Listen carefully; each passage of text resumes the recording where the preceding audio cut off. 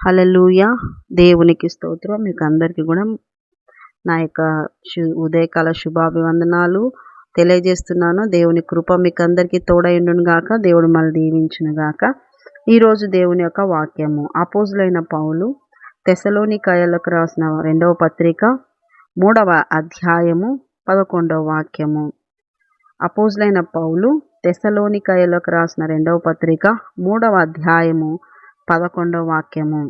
మీలో కొందరు ఏ పని చెయ్యక పరుల జోలికి పోవచ్చు అక్రమముగా నడుచుకొనుచున్నారని వినుచున్నాను. అట్టివారు నెమ్మదిగా పని చేయుచు సొంతముగా సంపాదించుకొనిన ఆహారం భుజింపవలెనని మన ప్రభువైన యేసుక్రీస్తు పేరట వారిని ఆజ్ఞాపూర్వకముగా హెచ్చరించుచున్నాము. హల్లెలూయా! దేవునికి స్తోత్రం. ఇక్కడ పౌలు గారు తెస్సలోనిక సంఘానికి రాస్తున్నారు. అదే మాటలు మనకు కూడా దేవుడు మాట్లాడుతూ ఉన్నాడు. ఏంటంటే కొంతమంది అంట ఏం పని చేయకుండా భోంచేస్తున్నారంట. ఏం పని చేయకుండా ఎప్పుడు పరుల జోలికి పోతా ఎదుటి వాళ్ళ దగ్గరికి వెళ్ళి ఎదుటి వాళ్ళతో వాళ్ళను డిస్టర్బ్ చేస్తూ వాళ్ళ పనిని కూడా చెడపగొడుతూ వాళ్ళతో ఏదో ఒకటి మాటలు పెట్టుకొని వాళ్ళతో కొట్లాడడమో మాట్లాడడము ఏదో రకరకాలైనటువంటి వాటిలో పరుల జోలికి పోతా ప్రశాంతంగా ఉండక వాళ్ళని కూడా ఉంచాక ఇలా చేస్తూ ఉన్నారు. తర్వాత అంతేకాదు క్రమము లేకుండా నడుచుకుంటున్నారంట. అంటే ఎప్పుడు పడితే అప్పుడు తినడము, ఎప్పుడు పడితే అప్పుడు పడుకోవడం, ఎప్పుడు పడితే అప్పుడు లేవటం, ఒక క్రమం లేదనమాట. ఎవరు అడిగే వాళ్ళు లేకుంటేనే ఇట్లాంటి క్రమం అనేది ఉండదన్నమాట. అడిగే వాళ్ళు ఉంటే భయపడతారు, అమ్మో అడుగుతారు అరుస్తారు అని. క్రమం ఉండాలి, ప్రతి బిడ్డకి క్రమం ఉండాలి. ముఖ్యంగా క్రైస్తవులకు దేవుడు అన్నాడు క్రమమైన బ్రతుకు ఉండాలి, నీతిగా బ్రతకాలి, యథార్థంగా బ్రతకాలి. మరి క్రమము లేకపోతే దేవుడు అంటాడు అక్రమము చేయి వారులారా నా యుద్ధ నుండి మీరు తొలగిపోండి, మీరెవరో నాకు తెలియదు అంటున్నాడు దేవుడు. మరి క్రమమైన బ్రతకాలి. క్రైస్తవులుగా యేసయ్యను నమ్మిన బిడ్డలుగా బాప్తిసం తీసుకున్న వారుగా మీరు ఇళ్ళల్లో ఉంటారు కదా. చాలామంది బాప్తిసాలు తీసుకొని కూడా దేవుని వాక్యం తెలిసి కూడా దేవుని మందిరానికి వస్తూ పరిచర్యలో ఉంటూ దేవునితో నడుస్తూ ఉపవాసాలు ప్రార్థనలు చేస్తూ ఉండి కూడా ఇటువంటి క్యారెక్టర్లు కొంతమంది ఉంటాయి. అసలు పని చేయకుండా ఒక ముద్ద కూడా అన్నం తినకూడదంట. ఎందుకంటే పని చేస్తేనే కూలీకి అర్హుడు అన్నట్టు పని చేసుకొని సంపాదించుకొని తినాలి. అది వాక్యం సెలవిస్తుంది. పని చేయాలి, సొంతంగా సంపాదించాలి. ఒక సర్టెన్ ఏజ్ వచ్చిన తర్వాత ఖచ్చితంగా ఒక వయసు వచ్చిన తర్వాత ఒక వయసు వరకు తల్లిదండ్రి మీ భారం భరిస్తారు, మీకు భోజనం పెడతారు, మీకు వస్త్రాలు ఇస్తారు, మీకు చదివిస్తారు, మీ కాళ్ళ మీద మీరు నిలబడే విధంగా మీ ఆ వయసు వచ్చే వరకు వాళ్ళు మిమ్మల్ని పట్టుకొని వస్తారు, మీకు అన్ని విషయాల్లో మీకు సహాయం చేస్తారు. ఆ తర్వాత నుండి మీరు ఏం చేయాలి? మీరు సహాయం చేయాలి, మీరు సంపాదించాలి, మీరు వారికి ఆహారం పెట్టాలి, వాళ్ళకి వస్త్రాలు. అలాంటి రీతిలో ఉంటే ఆ కుటుంబాలు ఆశీర్వదించబడతాయి, ఆ కుటుంబాలు దీవెన పొందుతాయి, ఆ కుటుంబాల్లో దేవుడి యొక్క వాక్యం ఫలిస్తుంది. సోమర్లలాగా ఉండకూడదు. దేవుని వాక్యం సెలవిస్తుంది సోమర్లలాగా ఉండకూడదు. దరిద్రత పరిగెత్తుకుంటూ వస్తుందంట. దేవుని బిడ్డలారా, పని చేసే వాళ్ళుగా ఉండాలా, పని చేయకుండా అటు ఇటు ఊకే తిరుగుతా కాలక్షేపం చేయొద్దు. సమయం చాలా విలువైనది, సమయం పోతే రాదు. సమయం చాలా విలువైనది కనుక సమయం ఉండంగానే ఈ సమయంను సద్వినియోగం చేసుకున్న వాళ్ళే జ్ఞానవంతులు. సమయం పోగొట్టుకోకుండా మరి ప్రతి వేళలలో కూడా సమయాన్ని జాగ్రత్తగా కాపాడుకుంటూ ఉపయోగించుకోవాలి, సద్వినియోగం చేసుకోవాలి. ఈ గంట నేనేం చేసినాను, ఈ గంటలో నేను ఏమైనా వ్యర్థం చేసిన, ఈ గంట చూడండి, ఒక గంట సెల్లే చూస్తారు, ఒక గంట మాట్లాడుతూనే ఉంటారు, ఒక గంట టీవీ చూస్తారు. ఏమొచ్చింది ఆ గంటలో నువ్వు ఏం పొందుకున్నావో దాంట్లో నీకు సద్వినియోగం చేసుకునేది తెలుస్తుంది అన్నమాట.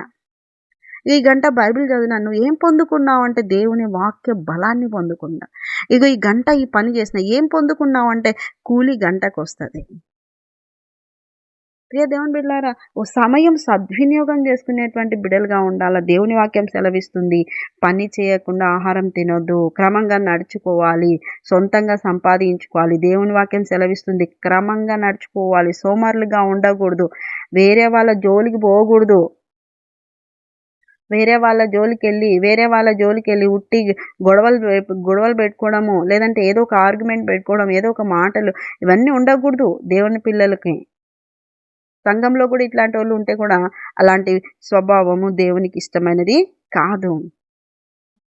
కనుక ప్రియ దేవుని బిడ్డలారా, ఎవరైనా వినే వాళ్ళల్లో ఇలాంటి క్యారెక్టర్ కలిగినప్పుడు మార్చుకొని దేవుని వాక్యానికి లోబడి పని చేయకుంటే ఒక్క ముద్ద కూడా తినొద్దు అన్నము.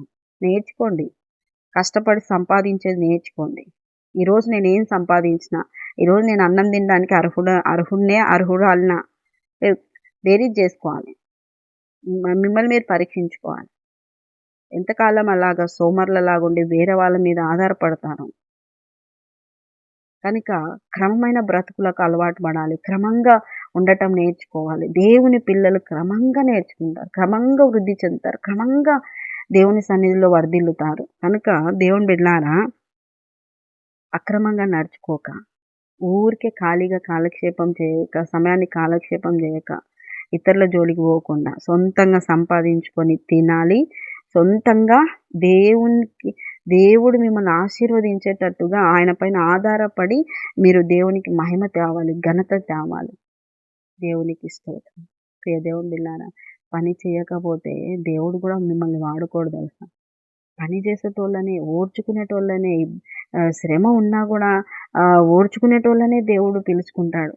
ఎలీషా 12 అరకల పొలం దున్నినాడు. లాస్ట్ అరకలో ఉన్నప్పుడు ఎలియా వచ్చి దుప్పటి మీద వేసేస్తాడు. పని చేస్తున్న బిడ్డల్ని దేవుడు వాడుకున్నాడు. అపోస్తలులు పేతురు, ఆంద్రేయ, యోహాను, యాకోబులు వలలేస్తూ చేపలు పడుతున్నారు సముద్రంలో. వచ్చి యేసయ్య పిలుస్తా ఉన్నాడు, రండి మిమ్మల్ని మనుషులు బట్టు జాలర్లుగా చేస్తాను. దేవుడికి సోమరులు ఇష్టం లేదు. సోమరులను ఆయన పిలుచుకోడు.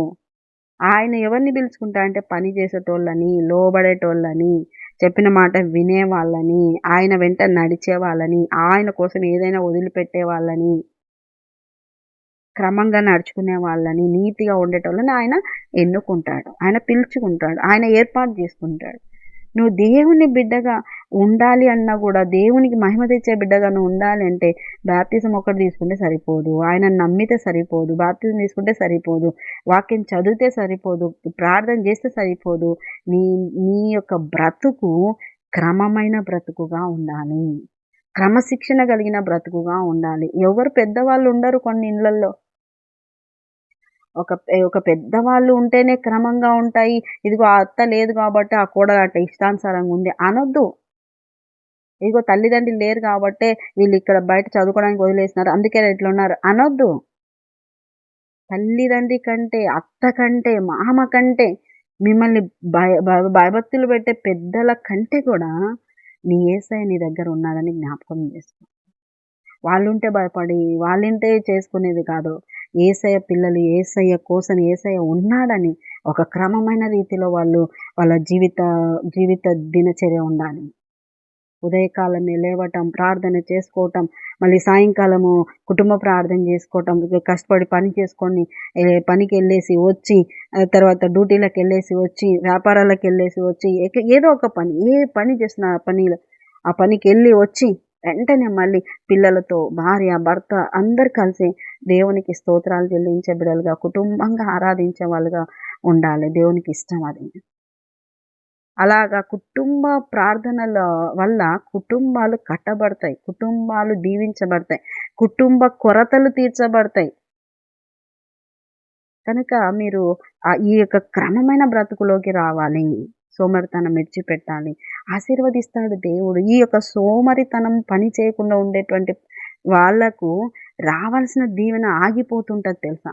కనుక మీ ఇంటికి దీవెన, మీ జీవితాల్లో ఒక ఆశీర్వాదం రావాలి అంటే ఖచ్చితంగా ఒక క్రమమైన బ్రతుకు, పని చేసే వాళ్ళుగా ఉండాలా, ఇతరుల జోలికి పోకూడదు. అటువంటి క్రమమైనటువంటి జీవితాలతో మీరు ముందుకెళ్తే దేవుడికి గొప్పగా మహిమ ఘనత వస్తుంది. మీ జీవితాల్లో కూడా దేవుడి యొక్క కార్యాలు సాక్ష్యంగా బయటికి కనిపిస్తాయి. కనుక అట్టి కృప మీకు అందరికీ కలుగును గాక. ఈ వాక్యం మీ హృదయంలో ఫలించును గాక. చిన్న ప్రార్థన చేసుకుని యేసయ్య నీకు వందనాలు. విన్నవారిని దీవించండి, ఆశీర్వదించండి. అయ్యా ఎవరికైతే అనారోగ్యాలు ఉన్నాయో ముట్టి స్వస్థపరచండి అయ్యా. ఎండలు ఎక్కువగా ఉన్నాయి అయ్యా. వృద్ధులు పిల్లలకి మంచి ఆరోగ్యాలు బలము దయచేయమని ప్రార్థిస్తున్నాం తండ్రి.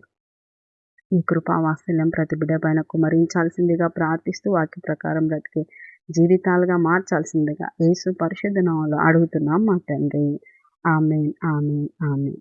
యేసు రక్తమే జయం, సిలువ రక్తమే జయం. ప్రవేశ నామానికి సంపూర్ణ విజయం కలుగును గాక. Amen amen amen. Good morning, praise Lord. దేవుడు మిమ్మల్ని అందరినీ దీవించును గాక. ఆమేన్.